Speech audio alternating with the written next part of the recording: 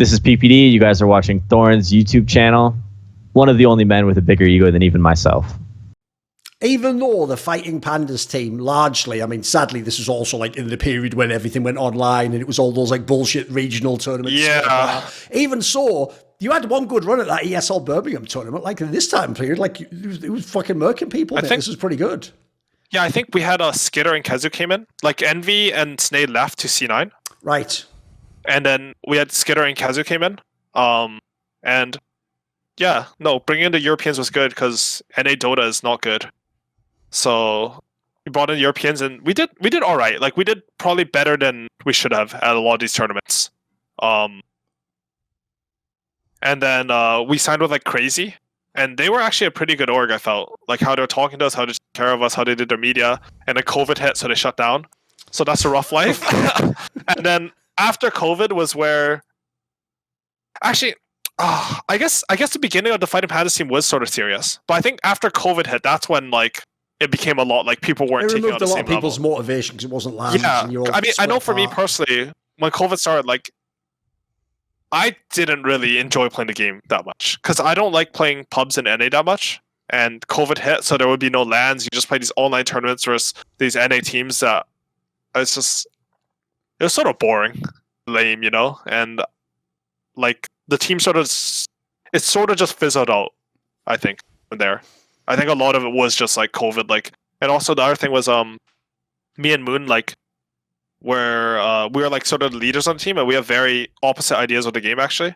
The best, I don't know if you understand, but like I want to play a lot like Secret in 2019. He wanted to sort of play like OG. And there's just like two different opposing philosophies in Dota. And I think both can work, but you can't have like your two leaders wanting to play. Why were you favoring that style? Give us a breakdown of what you liked about it.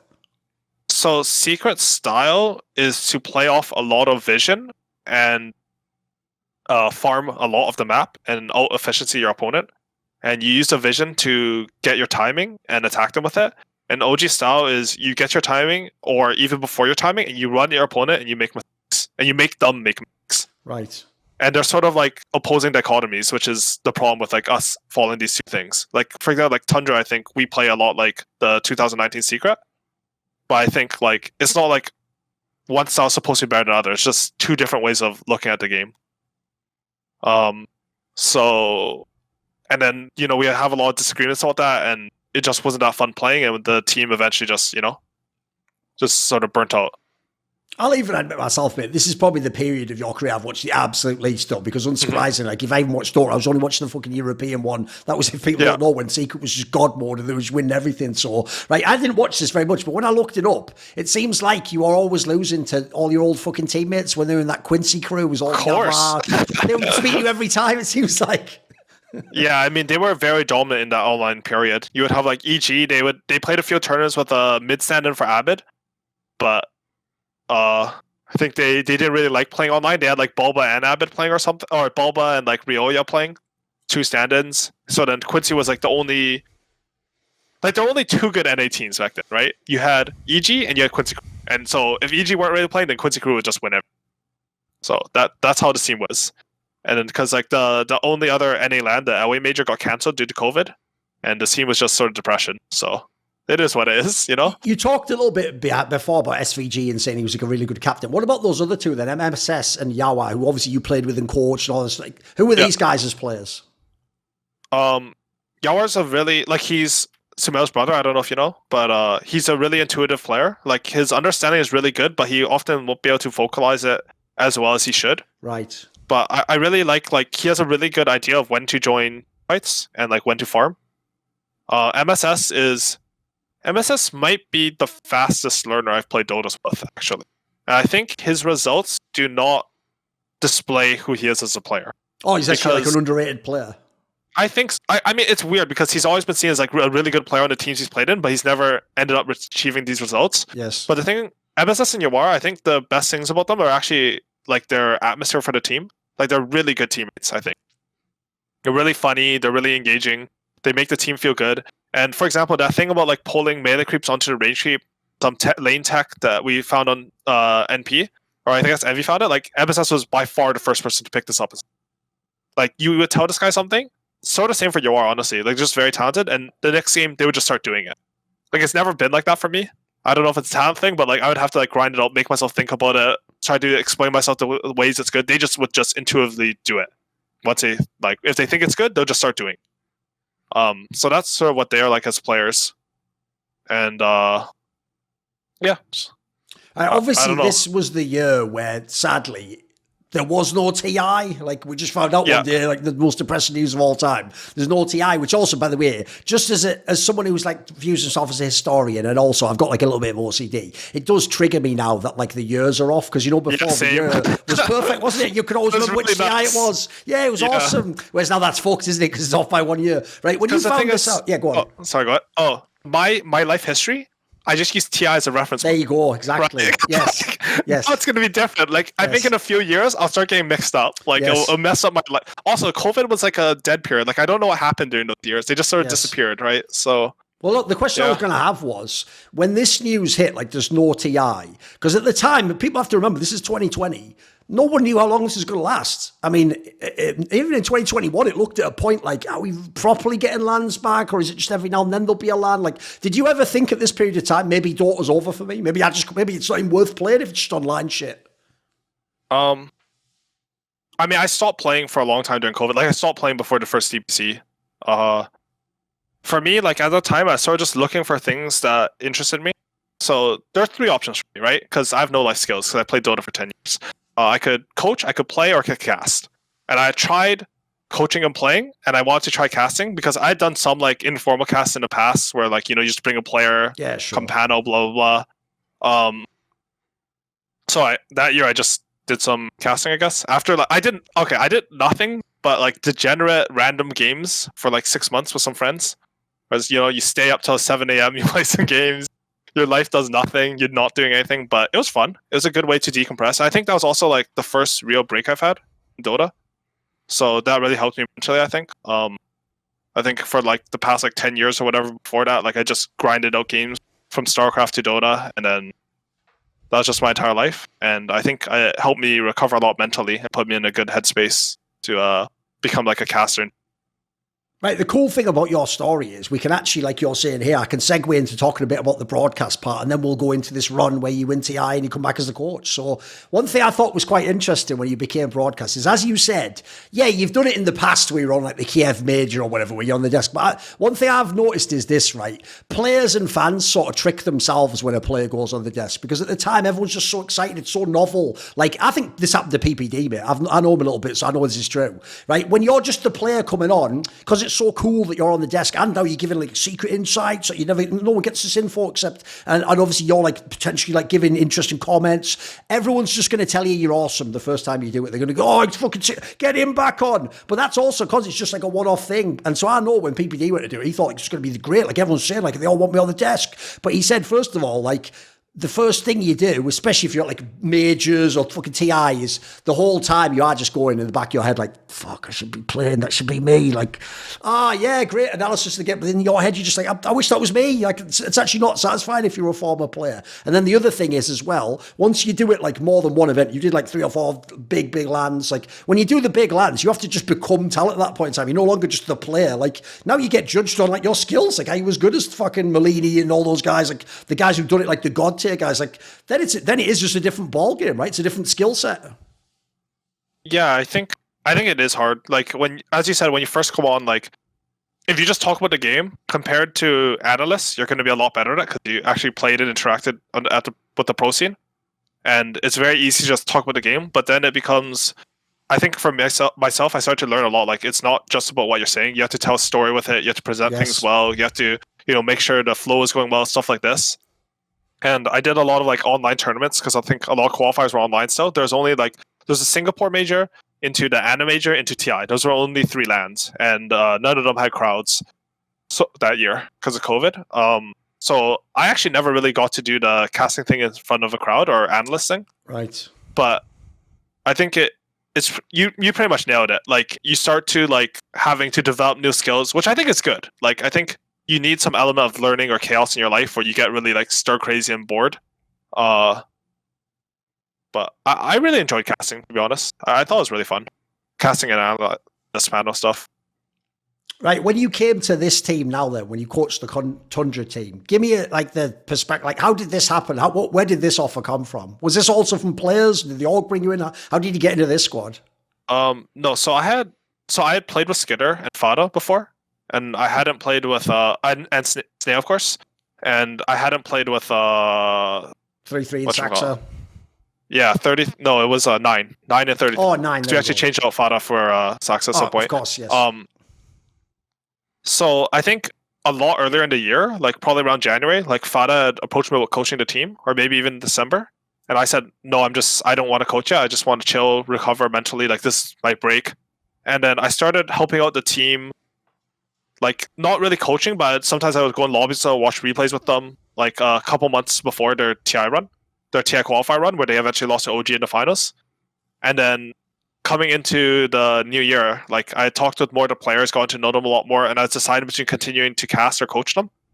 And I decided to coach them because I felt like it was a bit more rewarding than casting and doing analyst panels for me personally. I just felt, I don't know, like there's just like a competition spark, that you can't get from being an analyst or casting.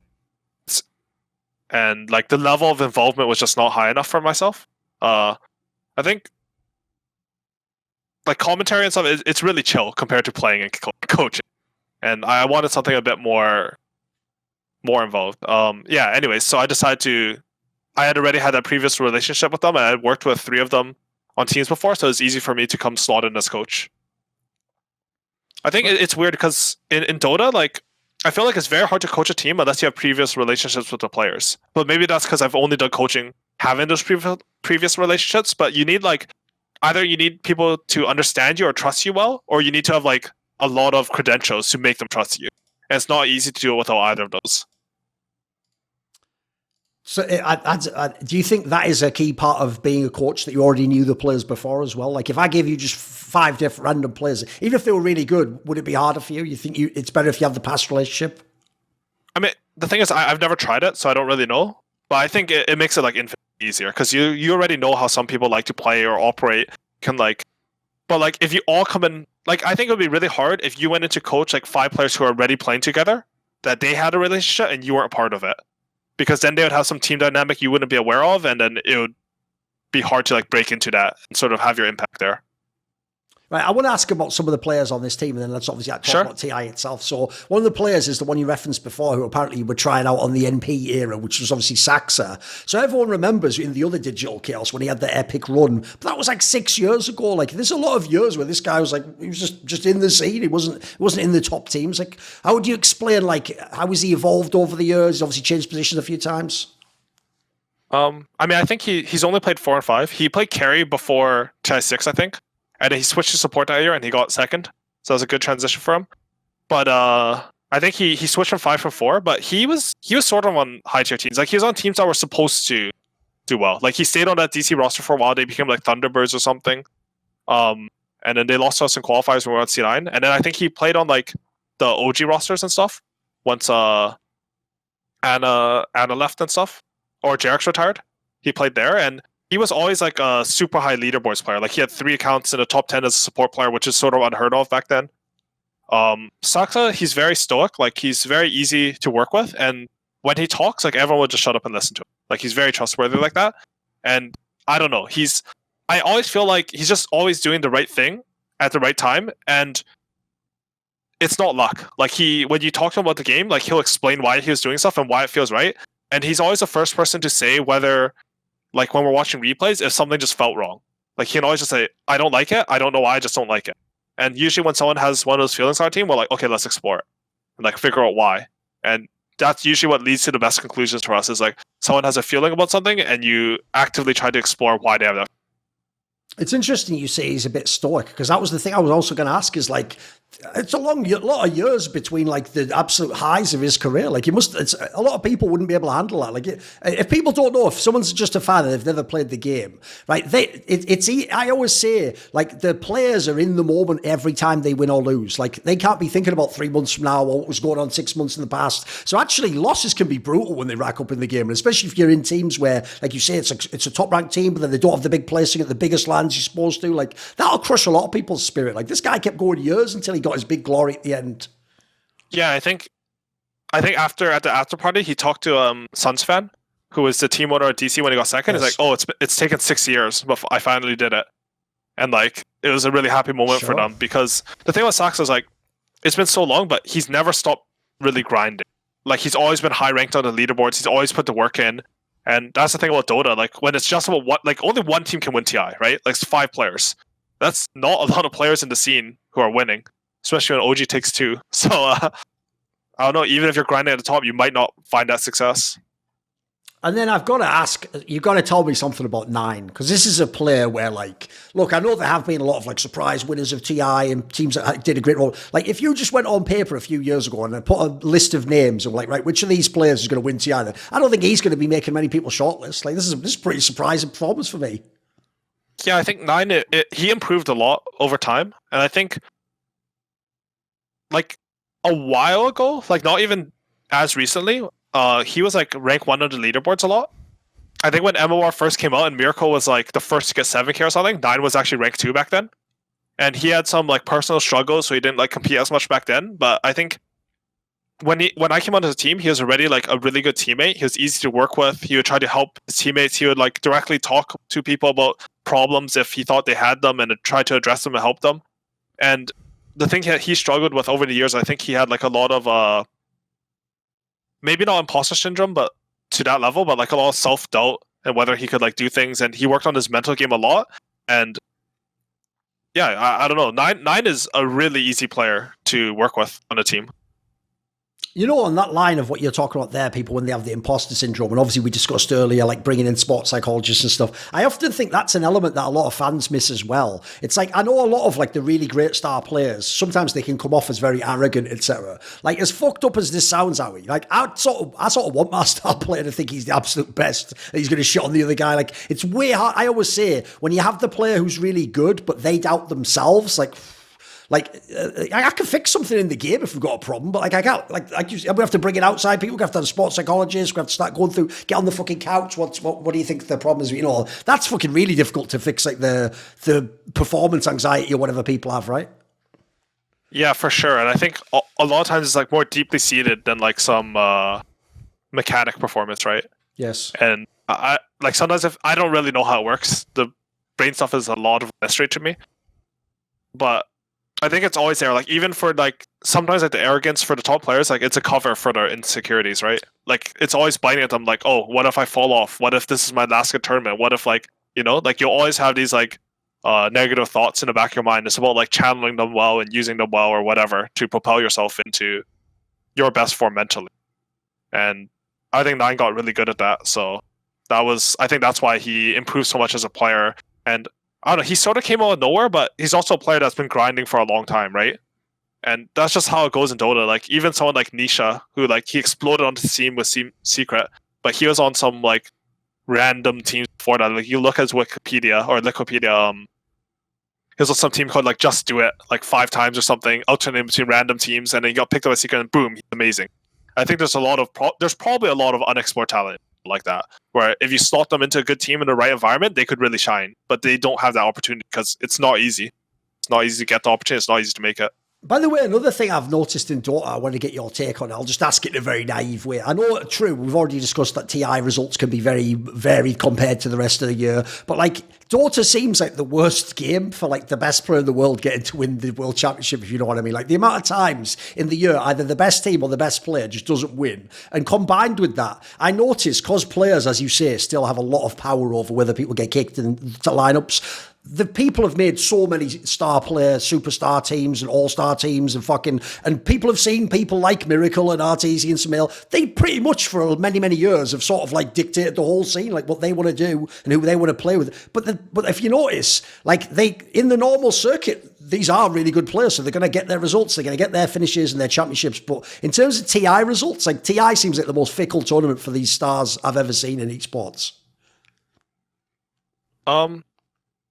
I mean, sort of, but like Sumail and Miracle did win a TI, right? They did one. Well, they did, but I mean, like, put it this way: if you went, if you started Dota over and you think of all the talents, you'd think these guys would win like 3 or 4 each. You know, like these are the god talents. They've had like 5, 6 years of the best. Like, dude, the RTZ one. I have to describe this to people in other games who don't know Dota because they've heard like the meme of like, haha, he never wins TI, and I'm like, no, you have to understand, he is fucking unbelievably good, and he's like, what like, forget TIs, he'd be like a top 10 player of all time, probably top 5. Let's be real. Like, he has been unbelievably good year after year after year. So when you try to explain to people why he doesn't win, you have to go into all these, like, maybe the meta was off or his team peaked too early or who the fuck knows, right? But it's like you would sort of on paper naively expect that the best players would just win a lot more, right?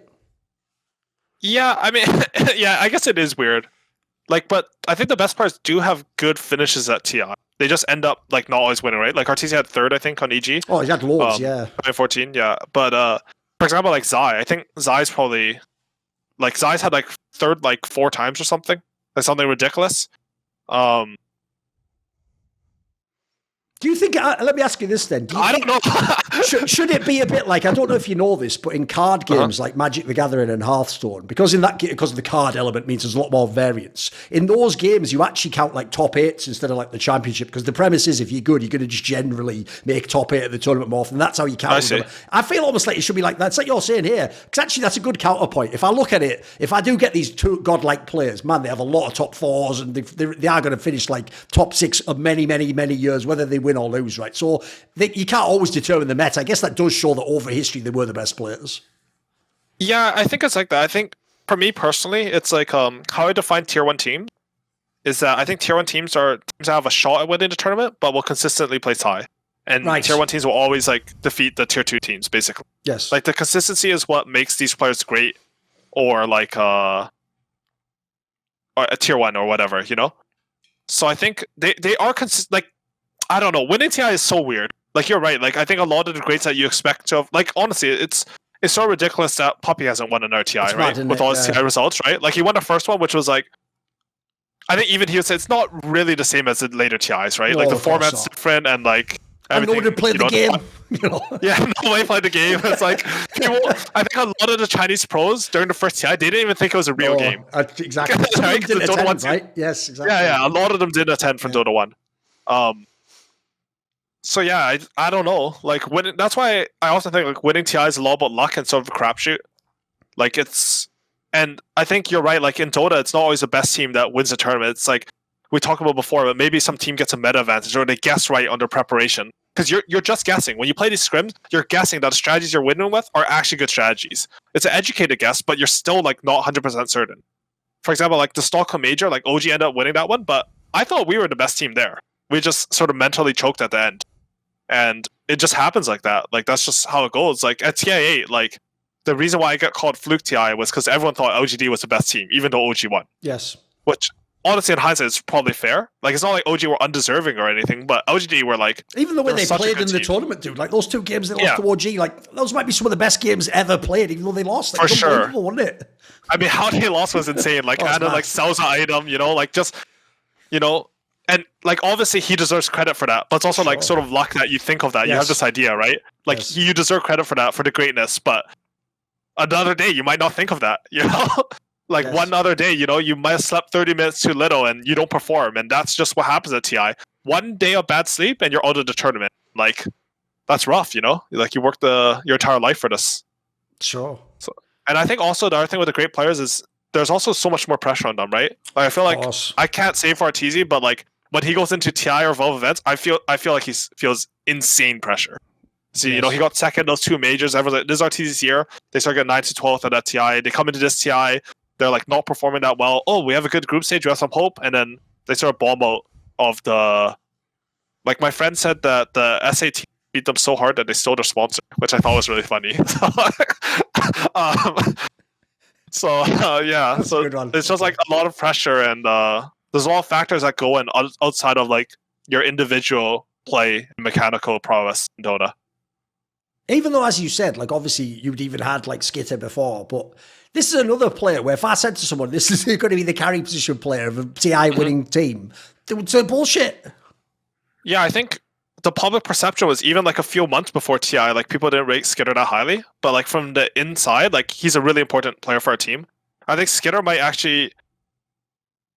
I think overall Snape probably talks the most, but skiter is probably second. And I think he makes a lot of the most important calls for us that we play around his hero. And I think it's been like that a lot, but skiter has put the work in. He's grinded for so long. He even went to like South America when South America wasn't considered that strong a region, just because he wanted to grind it out and keep playing, keep getting better. And I think like he's always had this passion and fire. And it's actually something I'm a bit worried about now that he's won TI. Like I hope he keeps that passion and fire so we can continue. But like I think that's what's always enabled skiter. And he's constantly watching replays of other carry players. It doesn't matter if he thinks he's better than someone or worse than someone. He'll watch the replays, see if there's something he can learn from. So that's skiter.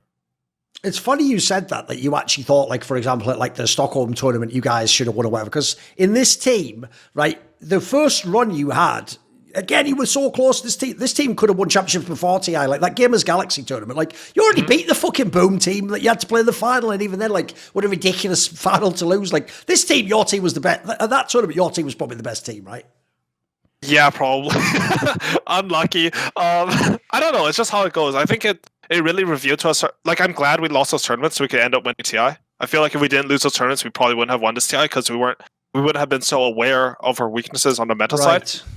And it's like, so I have this like theory that like when you're learning, or it's a theory I read online, I guess, when you're learning stuff, like you get worse at other stuff because you're so focused on learning, right? So we brought in the sports psychologists, all this mental side stuff. We focused on so much that we end up playing really bad at Arlington and Riyadh.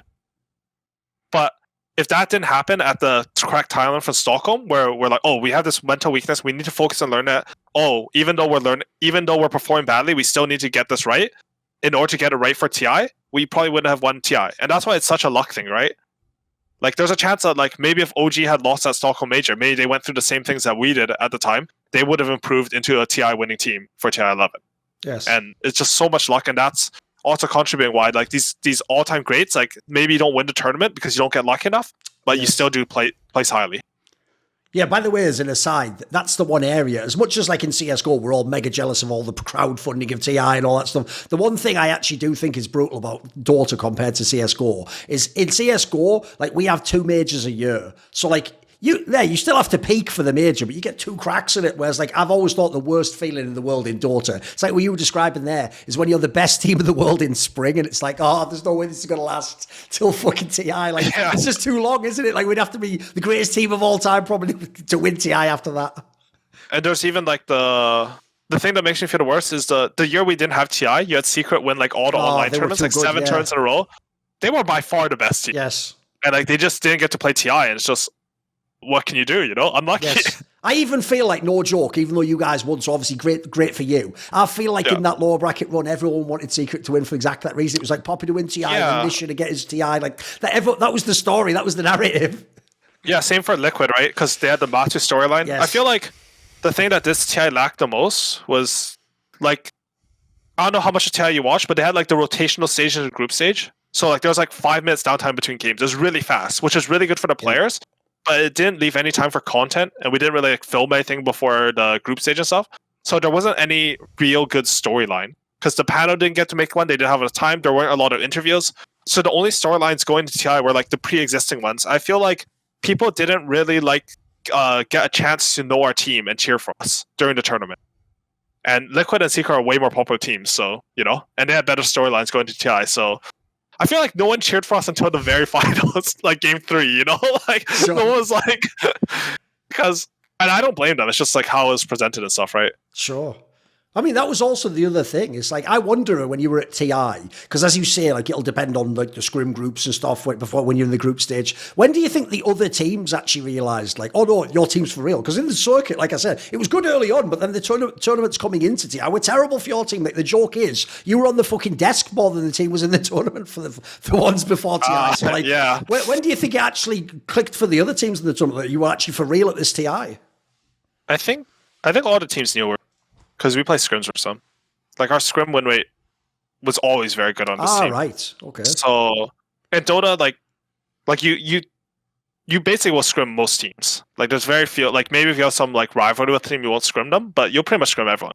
But I think the public perception, like I saw like some power rankings that had us last, which is sort of insane. Like yeah, we had a bad tournament in Arlington, but we had a stand-in in Saudi. We did really well in Dubai. We did really well in Stockholm. We won the last Europe DPC, which was like the hardest DPC. So I think the teams didn't really underrate us. It was just like some Reddit perception. Right, I see. Okay. Right, in this actual tournament then, another thing about Tundra I've noticed is when you're doing well, it always even usually manifests in the group stage, but this group stage was a bit fucking sus, right? It was like... This group stage? No, I mean as in like yours was like the one where the other one was the one where they dominated super. Like you were like losing and winning games. It was back... You finished first, but it was like you were still giving up games, right? So did you actually feel in the group stage like we're hitting our peak, we're going to win? I mean, the first couple of days, I think we started the tournament like 3-3, right? Which was sort of below our expectations. But I think, again, like as a luck factor, like you sort of want to lose early if you need to be exposed, right? So expose some weaknesses in our play we could fix. And then, like, no one is going to say it, like, oh, guys, I think we're going to win. But, like, as the group stage started ramping up, as we started getting into a stride, like, I think people are starting to feel it. Like, especially, like, as, like, the main stage went on, like, the game, like, after the OG series especially, like, I think people are really feeling it. But I don't know if it's like a superstition. I think it's more like you don't want to set such high expectations of yourselves, but Dota players don't like you can't say you're going to win, right? I think it's the same as sports. Okay. You can't say, oh, we're going to win. I mean, it's sort of true. Like, if people don't know, like, the famous one in hockey is you're not supposed to ever touch, like, the conference championship trophy. You're supposed to, like, otherwise it'll, like, curse you and you don't win the fucking Stanley Cup or whatever. Like, people are super suspicious about that shit. But that's actually a weird thing maybe a fan wouldn't know. For players, it's not about, like, whether it's like the vibe, right? It's like you don't want to sort of, like, get ahead of yourself or, like, feel uncomfortable with the idea, right? It's also about, like, your mental approach to the game. Because if you go into the game with expectations of win or just trying to win, I feel like you're going to rush things. You're not going to do your fundamentals properly. You're not going to think about the game straight. Like, you're just thinking, oh, I need to win. And you start to rush the game. It's not good. And it's the same, like, we did these, like, roundtable interviews at TI after finishing top 4. And there was, like, a long break due to some logistical reasons. And they kept asking us stuff like, oh, how does it feel to play in the finals against, like, they would ask you for each team, like, how does it feel? And, like, we had a lot of struggle with that because mentally, we don't want to think about winning the tournament. We want to think about, hey, this is the hard work we put in. Here's the steps we took that led us to be successful. Let's keep doing these steps. Let's keep working on our fundamentals, keep our rhythm going. And I think that probably, like, that focus of ours on making sure we weren't thinking of that was really beneficial to us throughout the tournament.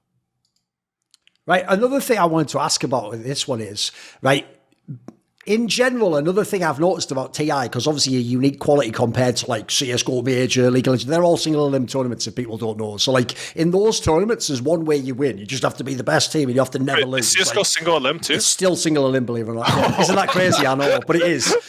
Who knows why? We could go into a whole fucking side tangent on that. But basically, TI famously is always double elim. And I've noticed, if you want to have a good result, it's an obvious statement, but it's just true. You want to have a really good fucking upper bracket run then, because the problem is that lower bracket is always a bloodbath. And there's always some teams that no one expects to, with some mental, like, win 5 series in a row. So your team had the dream run. You were just fucking dusting people off in the upper bracket. Like, that had to feel fucking amazing.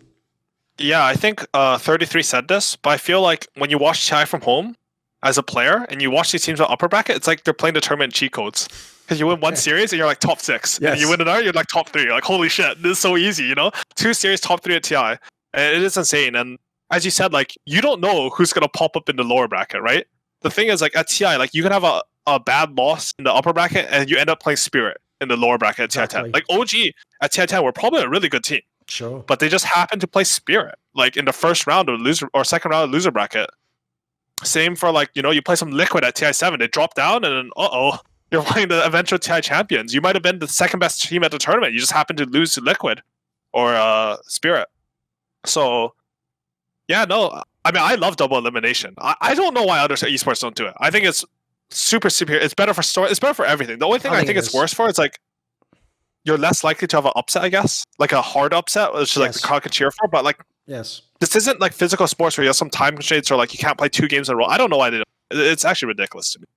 Let me ask you about some of the specific results then. So obviously, I mean, funny thing is, in the upper bracket, you guys had to play a Spirit, and Spirit is one of the top teams in the world. If people don't know this, we played OG in the first round, upper bracket. Spirit was lower bracket. They lost to Boom.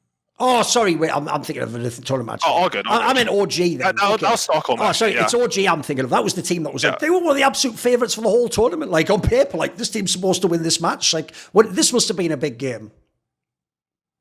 It was a good big game, especially because there's a big collide between which group's meta is better, right?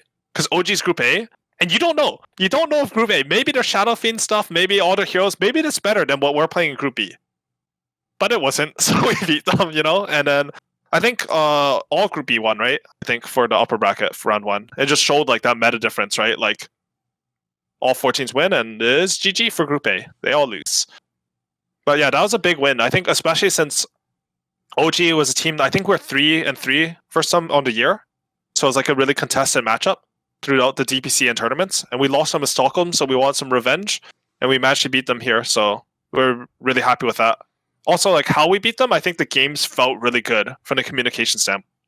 Like we felt really comfortable, even though we're on this stage for TI. And then when you played the Thunder Awaken team, I mean, it's not really a team you expect to play at that point. We didn't play Thunder Awaken. Oh, wait a second, what am I thinking of? Oh, Aster. You're looking at Stockholm, that's why. That was our route in Stockholm. Oh, I'm remembering the wrong ones. I mean, that's why. Funny enough, it's the same story anyway. It was supposed to be, it was Aster you played next. Yeah. And this was another team, like on paper, they're supposed to beat your team. Like this is a squad that's been pretty good in the DPC. Yeah, Aster looked really good coming in. I'm not sure, like maybe from an outside perspective, we're supposed to lose them, but I think we felt really confident in all our matches because we get to see our scrims and stuff, right? I think the thing is, like, we had actually scrim Aster, I think 6 games, and I think we 6-0'd them in scrims, maybe 5-1. No, I think we 6-0'd them in scrims, so we were really confident coming into the match. And the only problem was that we'd scrimmed them 6 times, and we had actually showed every single one of our strats for some, I think. Okay. But like, or not all of them, but like most of them, you know, we had played like, the Arc one and we played for Secret in the finals, like we had played that a lot for Aster. We had played our Broodmother. When you play a match like that, then how do you decide? Because obviously, part of it might be like try not to do too much that we showed, or you just do what worked in the practice. How do you decide for that match? I think it's a crapshoot. You just hope for the best. You know, you like look at their heroes. You look at what you think they're weak against, and you look at what you're confident in, and like it's just because we had not played them for a while, right? Like his entire group stage and everything, and we had to watch the matches, see what they're good on, and you sort of guess, and you just see in the draft, you sort of make like a priority list on what strategies you want to go for, what heroes you want to pick, and build off that in the draft. You can't like just pick one strat like, oh, this is what we want to play versus them. So it just happened to work out. I think one of the games we were really far behind versus Aster, but the cons were really good, which I was really happy with. We ended up winning that game even from 5 or 6k behind in mid game.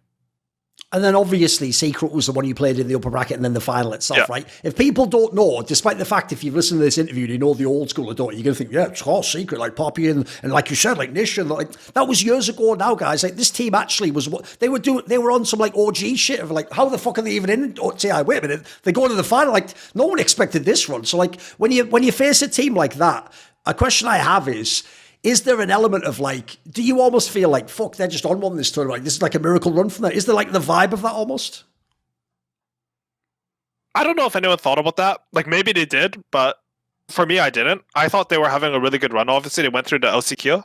Like they had a really bad year and they went through LCQ. They won that first place and then they got second in the groups. But I think the thing that gave us a lot of confidence against them was that we 2-0'd them in the groups as well. And the games were like relatively smooth. We like won matchups that we probably shouldn't have on some skill difference or like whatever. So I think for us, a lot of our focus on the mental side was just making sure we evaluate stuff accurately and for what it was. We tried to not like let outside influences sort of taint our perception of what our opponent was. So I think we were able to like sort of analyze what we thought a secret and just play against whatever it is. Is there an extent to which, because you, like you say, you played them in the groups, then you played them in the bracket final, then you played them in the final, Was that actually like a key aspect to winning, that you got that specific opponent in those rounds? Like, for example, if you'd have played like some of the teams you didn't play, I don't know, LGD or something, was there other teams would have been a worse matchup for you? I think Liquid is the worst matchup for us. Historically, we haven't performed that well versus Liquid. I think they beat us in most of the DPCs. They beat us for the Riyadh qualifier. But I'm not too sure. I mean, you can never really say, but I think we would have felt confident going against them anyways. I actually did my prep for Liquid in between the 2 days. Oh, right, because I hadn't thought of that. Because you have the break. In theory, you don't want to just do nothing. You have to try and like shadow box. Like, what if we play them or something? So during the 5-day break, I did my prep on all 3 teams. Like mainly on Secret. Oh, right, we just went on all of them. Okay, fair enough. Yeah, because there's only 4 teams, right? So you can just do it on all of them. You have time. But then between after day 1 of the main event, we played versus Secret. They played versus Aster. Yeah, so they're a lower bracket, and then you're the next day you're going to play against either Liquid or Secret because they played the lower bracket final. So before that day, I actually did my prep versus Liquid, like more prep versus Liquid, because we sort of expected to play them. And then I think that probably would have produced a better finals, but I think how we were playing the tournament, we probably would end up winning. But who can say? Being our teams like go on. Yeah. Being as in theory, no one knows like if these little lineups will all ever be in the same tournament again. What would it? Can you give me can you give a little hint as to what you might have done against Liquid? What the game plan would have been? I mean, so I'm going to explain a bit about our styles. Like, I think us and Secret, the reason why it was a 3-0 and the games look so one-sided is because we actually play very similar styles with different farm distribution. Like, Nine takes less farm for us and Kurtis takes less farm for them, whereas Nisha is more farm and Neta is more farm for us. But how we play the map is very similar. We're very, this 2019 Secret that I sort of based a lot of my ideas off. They're still Secret. They still have the same ideas. So, you efficiency on the map, you use a lot of vision, you wait for your timing, you wait for a good fight, you don't take any fights that you don't like, and you're always trying to be in control. So we sort of played the same style, but we did it better. That's why it ended up being 3-0. But Liquid are they're like a very lane-heavy early aggression team. And I think that's the type of style that can sort of break a style like ours. That's why we had trouble with them in the past. Like, once we start messing up, it can sort of snowball. And I think, with hindsight, I think we're by far the best team at this TI, but how you can beat that is you can throw in some element of chaos. So the chaos would be if they won the early game a bit and they snowballed off it, then even though hypothetically we're better than them in mid game or late game or whatever team fighting, it doesn't matter because they're just snowballing the game and causing this chaos. And then once we lose one match, maybe they'll snowball our mental game or they'll have a long momentum, and they could have potentially beaten us that way. But I think our game plan versus Liquid would have been sort of to match their tempo a bit. We would have tried to play a lot faster, played a lot more in the runes, and sort of make sure that they don't have a safe lane that can shut down our off lane. So I think that's Liquid's other strength for us, is that Matu is a really good laner. So he made it hard for 3-3 to play his game. Right, obviously, when you win the championship, no one wants to say it was an easy game or a boring game or whatever, but it does feel like things just went almost as well as they could go for your team. If you're in a moment like that TI final, the stakes are the greatest, all it takes is you do bad in game 1, or you get into a game series where it's 1-1, 1-1 till the 5th game. It can get really hairy. Then it seems like this has to be almost the dream final. Yeah, for sure. I think we were prepared to lose games. I think it's mostly what we worked on since we had the failing at Stockholm Major. But the thing about the thing that compounded this the belief that we would do well even if we lost the game was in the group stage. We lost 3 games in the first game and then we won the second one, which we were really happy with. Maybe 4 games. Maybe all 4 lost the first game. And we always came back and won the second one. So we're really happy with that. But yeah, the games were really straightforward from the audience side, but I think from the player side, I think we sort of broke them in the draft in games 1 and 2 because we ended up picking heroes into what they thought were the counters and we beat them. So it's the thing I was talking with ATF earlier with the Timbersaw versus counter. We knew this matchup and they were like, oh, I don't know how to counter it now. So what ended up happening was they had to ban a Naga Siren in game 2, and game 3 they sort of picked it to prevent us from picking it, which is always not somewhere you want to be. And we sort of broke them with that. Same in game 2. What did we do? I can't remember. We had another counter pick that was they thought the Beastmaster into the Naga in game 3 and game 2 was something else. But anyways, we sort of broke them with the draft, and it made it hard for them to function in a way that they could surprise us. Because it made their draft very straightforward if they were so worried about what we were going to do that it made it very telegraphed for us. Right, obviously, one of the things that Puppey's legendary for is his drafting, though. So, is it just your team? Do you think was the counter and some of the ideas you had? Did he have an off day? Do you think? It's like drafting's a lot about the tools that your team can provide, right? Like if you can play a certain strategy, then like and your opponent can't, that's a huge advantage. And if you can beat, like as I said, like if you break their idea of the draft and you beat their counters with your heroes, then it doesn't matter how good a drafter are. You don't have the tools to beat the other team at that point in terms of the draft. So I think it was like there wasn't much you could do after it started. Like they had to change their hero pool or like learn some new counters to how we played, but it's not easy to do that in Dota. Like there's not that many scrims in between the break because there's only 4 teams left. You can only scrim 2 other teams, and they might not even want to scrim that much. And none of the pros are playing pubs because they're out of the tournament. So the pub quality isn't that high, and it's really hard to learn new things and be comfortable enough to play with them on the TI stage. Where like, you know, for him, like Crystallis, I think this is the first TI for sure. Like for most of the like Nisha and Zayak, I think it's the first TI finals as well, right? It's like not easy to make these players feel comfortable and have a cohesive, robust draft. Did it bring up any interesting emotions playing against Resolution in a TI final? Well, coaching against them in this case.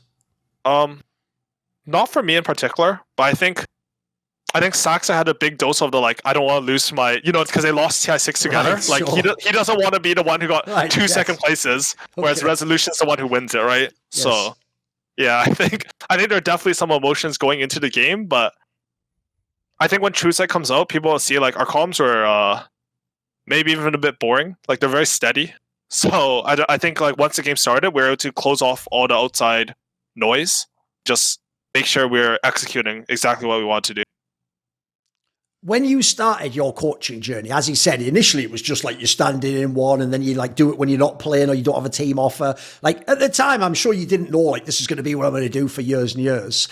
Do you actually think, does this TI, does it represent the idea that like, are you the best coach? Are you among the best coaches? Does this cement you in that status? Is this like a real thing now? For sure not the best coach because my record at TI is not good. or even over like the years, my history as coach, it is like the first time I've been successful as coach, in my opinion. But I think, I don't know, it's like you don't know what coaches do in teams. Like you don't know their impact, right? Like I think right now the best coach people would say is probably because he won in 2017 with Liquid, and he had a lot of success with Secret over the years, and Yes. he's like very highly regarded. But I don't actually know what he does. Like I met up with him on vacation when we were in Korea together. Well, he lives there, and I was vacationing there. And like we talked a bit, but like you don't really know for sure, right? Like is this coach more of a mental side? Is he more like some micro stuff? Does he control the draft? You'll never know. So people online, they'll just fill in some blanks. Like, you know how they always blame Bobo for the draft? Probably not his fault, guys. Probably. Maybe. I don't actually know. It might be his fault. You don't know. But so it's very hard to like empirically stack the coaches, even more than players, I think. So Without giving away too much, in that case, enlighten us. What is Awi 2000 like as a coach? What are you doing for the team? So I think with my background, my main strength is that when players come with idea or I start an idea, it's very easy for me to understand it and talk to other players in a way that they'll understand about the idea so we can actually combine it into something for the team. I think what happened in a lot of the past teams I've worked with is that people have an idea but won't be presented well enough or people won't understand it and sort of gets lost in translation or even makes the team worse because they're not executing properly. And I think the nice thing about this team is it's very easy for me to get along with everyone, so I can provide this like easy third party for conflict. I think those are the 2 biggest things, like combining ideas and bringing new ideas and solving the conflicts on the team. But really, like you're all just living together during these times and making sure the environment's good, making sure practice is good, that there's enough non-Dota stuff going on in the team that you don't burn out. You know, just talking to the players. In your team, how much of the draft is like democracy, how it's done? I think the entire draft is a combination, actually. More than other teams I've been on. I don't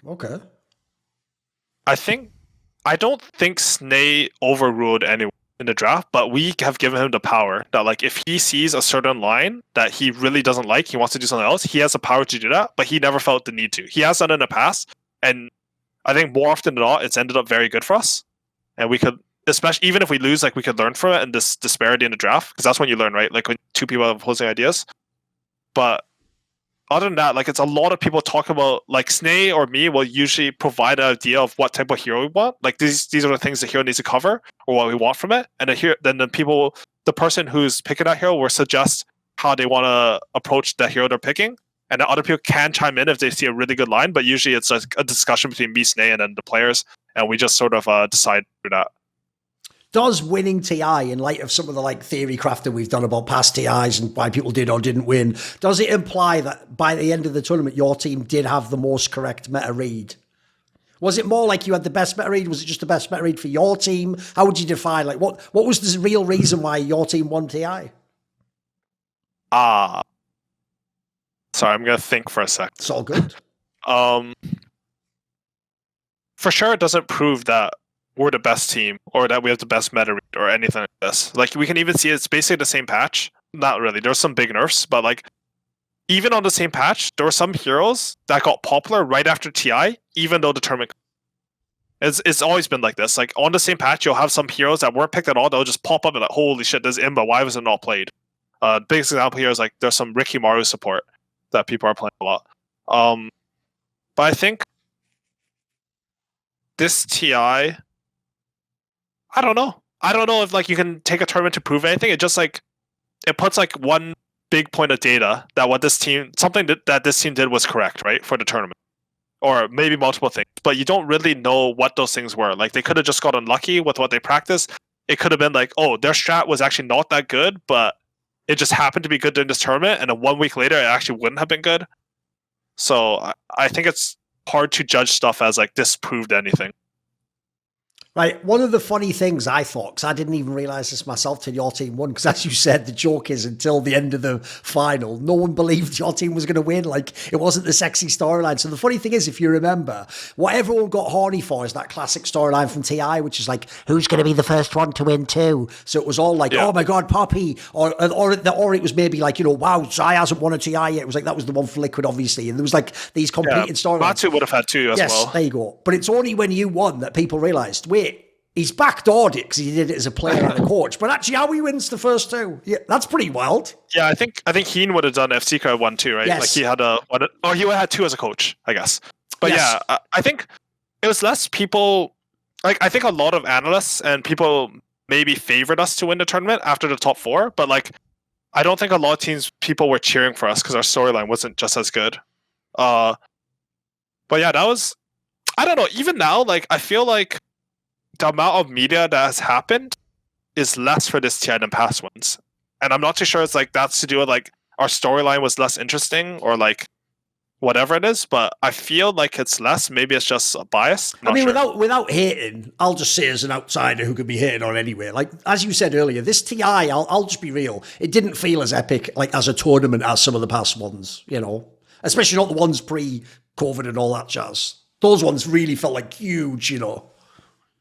Yeah, I think I've heard that quite a bit. I've even heard like some of friends who usually watch TI every year, they didn't even know TI was happening, which is like sort of shocking, right? And like there was lower viewership, and the tournament was lower prize pool, and there's a lot of factors for that. I don't know, like maybe I think there's also some conscious decisions by Valve to scale back TI a bit because at the end of the day, they're not like Riot, who has a full tournament division, right? Like they're just a software engineering company, and they just, I want to throw in this tournament. It looks fun. Let's do it. And it grew into something that became like maybe more of like, hey, this is not what we want to actually do. So I think they consciously decided to scale it back. But yeah, it feels a bit less fanfare than other TIs for sure. All the same, though, what is the significance to you personally for your career? I mean, if you think about it, like we started the interview where you were arguably at your player peak as a cut of your career, and then you went through all the hard times, and you switched over to coaching. What's the significance to win a second TI for you personally?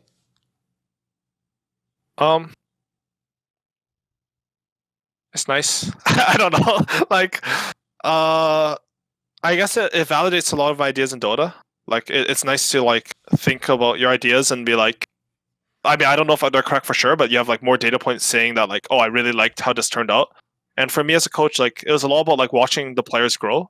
Like you have a lot of sense of pride that you don't have as a player, right? Like as a player, you're like, oh, like I did this, blah blah blah, like you some ego thing. But like as a coach, like you can watch your players grow and become these things, and it's nice to watch that, I guess.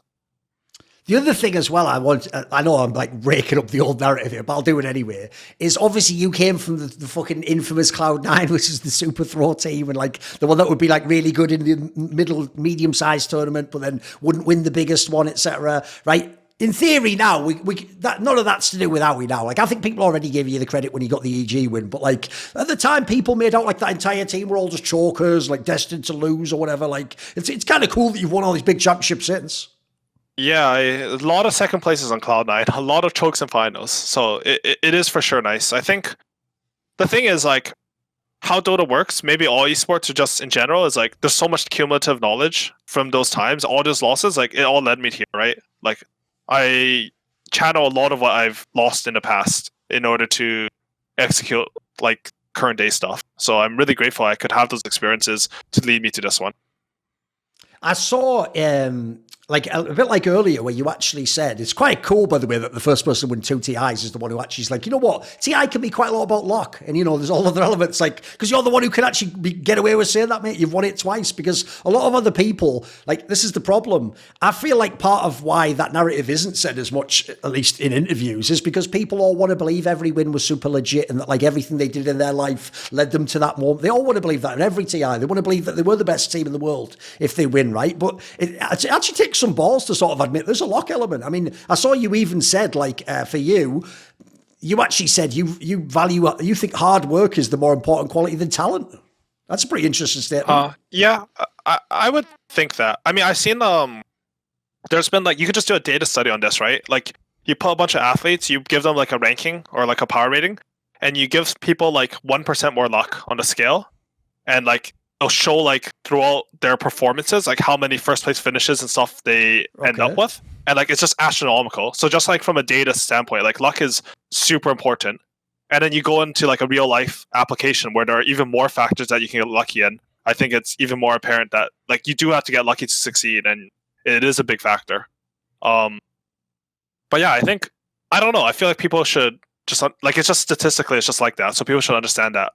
And as far as a hard work over talent thing, I think like maybe I don't really know what talent is. Like it's like a weirdly defined word, but like maybe like the ability to learn fast or something. I think it's important, but I think most players, like I think especially this TI 11 Tundra, like these nines and skitters, snaking. Like snaking was actually a player I played on with my first Dota on Pot and Bottom in 2012, and he's been grinding for 10 years. Without like, he hasn't had any real success. He won a Valve minor, which didn't get paid out. Nice one. Okay.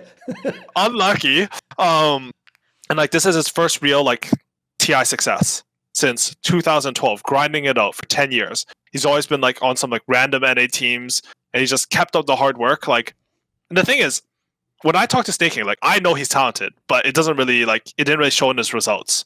But the hard work persevered, and then. Right? And now he's like a TI champion. That's why I think the hard work and perseverance will always come.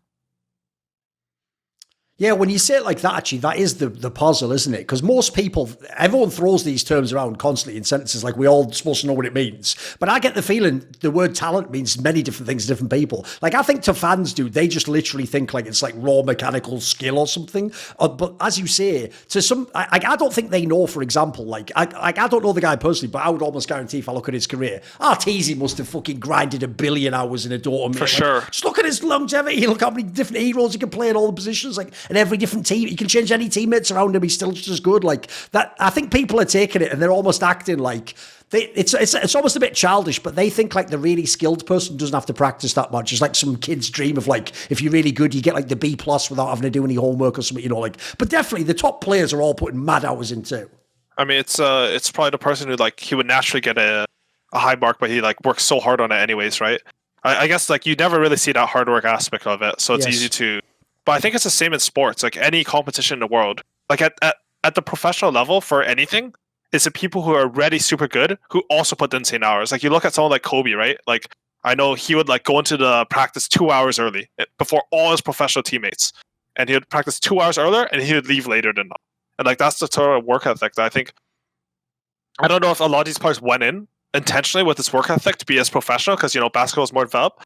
But for example, like Arteezy, like I was there when he was practicing all his laning mechanics with Bone 7 and Envy. Like they all learned it together, Clairvoyance too. And the four of them grinded out the mechanics. And for a while, he was by far the best laner. And it wasn't because he had some talent for it. He's smart, so he could learn fast, or he's talented, so he has some ideas or whatever it was. But he put in the work to get this good, and that's the thing that really matters at the end. Dude, that's also pretty wild when you say those names. And I'm just thinking, like, fuck, so if I go back and I get that team that was like Arteezy, Eternal Envy, fucking Bone 7, yeah. Like, you're the one with the 2 TIs. Like, all right, mate, that fucking worked out pretty well. Yeah. I mean, Arteezy, there's like a famous tournament like in MLG Columbus 2013, Speed Gaming, where Arteezy came and stood in for us. Yes. For me, that's actually still my personal favorite tournament. Ah, right. Because like the storylines for that were just so insane. Impossible to win, right? Yeah. We went 0-4 on the first day. Our manager was scamming us, like, and then we end up like coming back and we beat like some legendary DK team. But yeah, I guess that's why this TI doesn't seem as hype, right? Like a tournament like MLG Columbus, the storyline is what makes it so legendary. Whereas this TI for us, I don't feel like there's as much of a storyline. Sure. I'm unlucky, but yeah. By the way, along these lines as well, another thing I wanted to ask was, when you think of like that aspect of like talent, hard work, if you look at your career, would you say were you one of the harder workers of the people you've been around? Depends at times. Like it varies, right? Based on my mental state, I think, and also like based on my like physical state because I had some arm problems. But how did you manage that when you're actually playing, by the way? Because obviously the problem with the RSI or anything like that is when you're doing well, you're going to say, well, fuck it, I'll just fucking tank it and just hope I do well. But if the results are bad, you're going to want to time up, you're going to want to rest it, etc. And the one thing I always say, the problem with those injuries, if people don't know, is most of them can be reversed and healed. But the number one thing is don't play the game. That's what they always tell you. And that's the one thing you can't do. Exactly. That's the one thing a pro gamer can't do. He's got to play this game tomorrow or in a week, hasn't he? Yeah, exactly. I actually had a physiotherapist say to me, that's like, oh, how much do you play on a computer? I'm probably like 10, 12 hours a day. He's like, oh, can you do less than that? I'm like, no. And he's like, okay, you're going to keep having to come to us for treatments because like, like you just have to play less. I think you're right. Like that contributed to my mental state and a lot of the past teams I've been on. Like when you're doing bad and your arm hurts, I don't really feel the grind, the fire to grind it out. But I think also like there's like a few players, like almost every single player in Dota exclusively learns to solo kill or team. And I think I'm one of the only Dota players that plays some party kill, like with friends and stuff. And you can take like some ideas from these games. I think actually Anna, who also won 2 TIs, is one of them. Right. But he just like plays some party kill. You learn some like weird ideas because the environment's different. So you have like a unique perspective. But like how I practice, it's very different than other people, I think. Like how I think about the game, how I talk about the game. And I think that's actually provided me with a lot of value throughout my career to be able to come in with a more unique perspective. That being said, I think you have to play some solo queue. Like I probably need to play more throughout my career. And like recently I have played more. Even as coach, I played a lot of solo queue, keep up with the game. But yeah. One thing I wondered about is, I know another thing that makes esports really different compared to sports is obviously the timeline of when people are on top and how quickly you can drop in video game sports is way quicker than real sports. Like, in real sports, like you can have just one team be on top for 5 years. You can have one player be the best player for 15 years, 10 years if it's an amazing player. But obviously the ups and downs are crazier in esports. Like, what I always wonder about is like family and people who don't actually watch the game actively, because like if you've won all those years ago and you're having the success then, I'll bet in the years in between, and when they're checking in, they're sort of like, oh, it's not going that well. You didn't do, like, this must be pretty cool to win the world championship all these years later and sort of show you weren't just wasting your time the last few years, right? They must have wondered. Yeah, I mean, for me, like, I had already won some stuff, so it wasn't like a big, like, oh, you're wasting your time doing this. Also, it's like, the thing is, in esports, like, even if you're not winning all the time, like, if you have a good org and a decent team, like, you are making good salary. And sure. Even if, like, the thing is, like, I think, like, 9th through 10th, 12th at TI 10 was still, like, $1 million or something. That's It's pretty like amazing. you're losing this tournament, but you're Yes. still getting $1 million as a team. Yes. It's like you failed into $200,000 a player, right? Which is like that's a lot of money for like what it is, right? For For sure. one tournament. So I don't think I really had to deal with those struggles as much, but I can see that a lot in like other esports where it's a lot more like, you know, the prize money is not good, and like if you're not on a top team, then you're still having to grind. I don't know.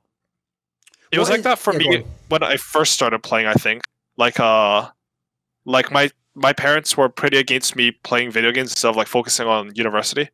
And I won like some small local StarCraft tournament, made some money there, and like, oh, cool. And then like I started getting more involved in it, and they're like, oh, I told them I want to take a break to play, and they're like, okay, as long as you have like a backup plan with university and stuff. And then I happened to have a good year with Cloud9 that year, so it made it really smooth. Are they impressed with how long your career's lasted? Because there's another thing. I mean, people's careers can be over in a couple of years. I mean, I've never talked to them about that, but I think the thing is, people's careers can be over in a couple of years, but I think we're just like at the forefront of esports, right? Like this is sort of the new era where I think people are staying longer. Like look at Faker. The guy's been on top of League of Legends for like an insanely long time. And I think League of Legends is way more mechanically like how to say it, like Twitch mechanics intensive than Dota is, right? Yes. So like hypothetically you would need to be younger in League for the reflexes or whatever it is. But Faker's on like he's at the top, right? Second place at Worlds or whatever after so many years. It's the same in Dota. Like my team's a bit older than past TI winners, I think. I think Snaking's actually the oldest person to win TI ever, like for the first time. Okay. And it's sort of showing that there is longevity in the scene, and you know, I think it'll continue to improve. I've got a weird question for you, right? If for Sure. some reason, so you can imagine, I don't make it like a fucking TV series or a movie where there's, you know, you have like a time travel element. If we went back in time and I could give you like every kid's dream, like you could just live your life over again. So we're going to do your Dota career over again. Like, this is my question, right? What position would you play? If you could start the whole thing again, so like obviously you can't, like we're not going to make it ridiculous. Like you don't literally know every match that's going to happen, because obviously everything you do differently would change everything, right? Like would you do anything different in your career? Like would you just try and only be a position player and be the champion doing that? Would you just start support and say fuck it? Like I know this is already the role for me. What would you do? So, well, I played a lot of Dota and Dota 1, right? And I was like a pub star back then. Like I would grind. I was like rank 1 on all the pub leaderboards and stuff. And I played carry back then, sort of. There weren't really roles in Dota 1. Sure. It was more just a pick-up game thing if people don't know. It was just for fun. Yeah, exactly. I mean, there was like some competitive scene, but it was like mostly in China and like some Europe and stuff. But like when I came into Dota 2, I came in as a carry. I think it was actually a really good foundation of a skill set. I feel like it's actually hard to play support as first role. I think you sort of want to learn a lot of the mechanics of the game from a core perspective, and then transition to support where it's a lot more knowledge. Maybe it's changed a bit now, but I feel like there are a lot of elements that are still like that. Like maybe this guy who came from Heroes of the Storm, Ari, he was like rank 1 in Heroes of the Storm for the UK and Europe, and he transitioned Dota, and he's been doing really well. He was on Into the Breach, now he's on TSM. Okay. But he had like the mechanical base from playing these other games to come in as a support, I think that's like a big thing. Like you need some sort of mechanical base, Dota, a different game, whatever it is, and then you can play support and like build your knowledge through that and play. One thing I saw was very interesting, because you did like an AMA not that long ago, and I went and read a bunch of the things. I saw you made a very interesting comment on Puppey that I want to ask about in kind of a bigger picture about like the 5 position players, basically, which is I noticed the way you complimented him was really interesting, because you said that he very rarely makes spellcaster mistakes, and that this was the key line you said he always gets his own game to play, even from position 5. And I've noticed that's also another reason why I think those like captains from that role are so legendary, because obviously that's like the most shit role in theory in the game to play. You're getting the least resources, but like if you can somehow like be relevant, like that's amazing. It's something people saw in those OG teams. Some of that was like miraculous shit. Sometimes either be in the game and then B. Sometimes from that position, it's just don't fuck up. You're not making the big game winning play. Just don't fuck up, right? That's there's a lot. I feel like can you break that down a bit? Because I feel like there's a lot more nuance there than a fan might understand. Sure. So I think by not messing up your spells, I think a lot of it is about rushing. I think we talked before about like, oh, you're like looking to win the tournament. You're like, oh, we need to do this now. You're like feeling like some urge there. I felt like when I watched Puppey, he's never like, oh, this needs to happen now. Like if I miss an opportunity, which will happen all the time in Dota, you will always miss opportunity, no matter how good you are. He'll just wait for the next one.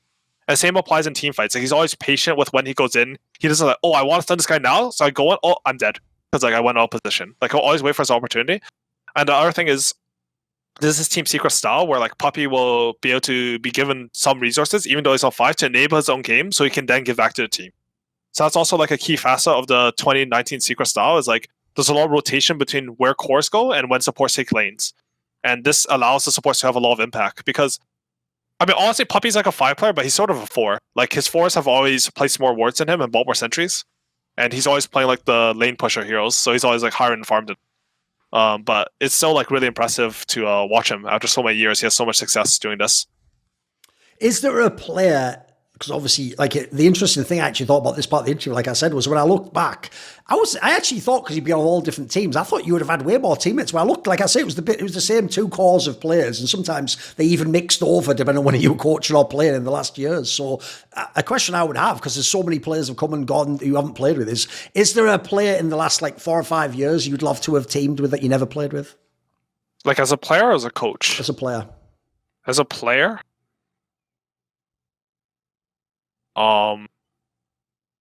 Like for anyone, I didn't think everyone would have wanted to play with like Miracle. I got to play with Peak Sumail, but I think Peak Miracle is the other. I think those two had the highest overall peaks in Dota, like where they were that much better than everyone. I think personally, like I think Sumail's peak was the highest, just because other people were worse. But Miracle peaked when other people were better. Oh, it was incredible, yeah. Yeah, and then I think it's just. And then I would have, I mean, if I got to play with like a Puppey or a No-Tail, like it would have been really cool to learn from. Like I think it really elevates your idea of Dota. Like we mentioned before, like how Dota's really caged off, and that's why like the original Team Secret lineup was Fly, Seb, wait, no, not Seb, Fly, No-Tail, Puppey, S4, and Croaky. Yes. And you can see how these 5 players have gone on to create like basically dynasties, right? Yes. It's just all off, like they probably combined ideas on this one team and then they branched out. So that was like sort of an insane idea that like, because of how cagey the scene is with information, that you can have such influence on the scene by making this one team that honestly the first secret didn't really have success. So No, I always think, dude, especially like that lineup they had where they had the summer wins and the TI you were talking about, the TI you won. I always thought if that team had actually won that TI, all of history just changes. Like how people make teams. Yeah. Oh, everything would be different, wouldn't it? That would be the craziest result you could make. That's how TI works. If a different team wins, and everyone else is shuffling, so it's going to change. Yes. By the way, another thing is as well, along those lines, is there actually like, did you ever have a big move or like an invitation to a team where like you didn't take it and you like, I could have done that, or I was thinking about it but I decided against it? Was there any like big one that you haven't told about before maybe in past? Oh, I think I mentioned this, but just in passing, like after TI5, I got invited to the Monkey business team that became OG. Oh, right. Okay. Right, with Fly, No-Tail, Miracle. And why did you turn that down then? Yeah, I turned that down, and they got Jarex, which worked out better for them. But I wanted to play with Bulba and YawaR and like some boys in DC that I had some like, and like obviously I can come back and look at it now and be like, oh, that was a dumb decision. But honestly, maybe it would have been the other way, where like this team would have succeeded a lot without me, and that team would have flubbed. Like I don't really think like hindsight and history works that way, where like you just replace one player and like the history will be the same just with. But it's nice to think about. By the way, since the thing you've stressed in this interview, I know it's just something you believe in Dota, is this idea of like accumulating knowledge and understanding of the game and like a worldview on Dota, as it were. Are you looking forward to, because it can't be that many years until surely the coaching will just be like you versus Puppey versus fucking Kuroki. Surely it'll just be all these guys. I mean, Joey, it's already doing it. It'll just be all the great captains as the coaches that you'll be battling, right?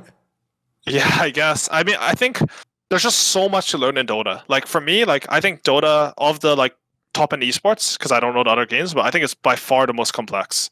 Yes. And it's not necessarily like a positive or like some arrogance thing to say. It's just super complex and a lot of stuff to learn.